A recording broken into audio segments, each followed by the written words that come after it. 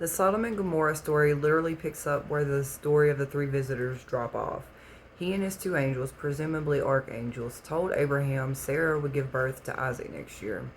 Well, they were actually headed to Sodom and Gomorrah. Then they stopped and talked to Abraham. During their talk, God actually tells Abraham they were headed there and why. And that's the part of the story that's my favorite and where God's loving character actually shines. Him and Abraham are discussing it, and Abraham, remembering his nephew Lot lived there, started asking God, well, what if there's 50 righteous people living in this city? Will you spare it?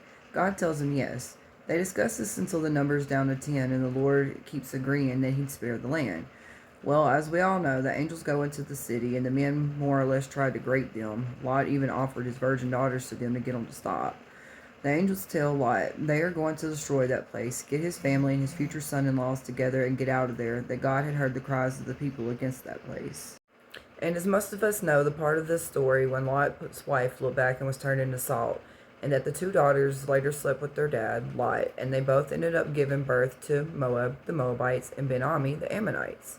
But again, God's awesome character shows up when they are literally there getting Lot and his family out of the way. Lot wants to start asking them, can he just run to this little town over here called Zoar? Because running to the mountains was too much for them.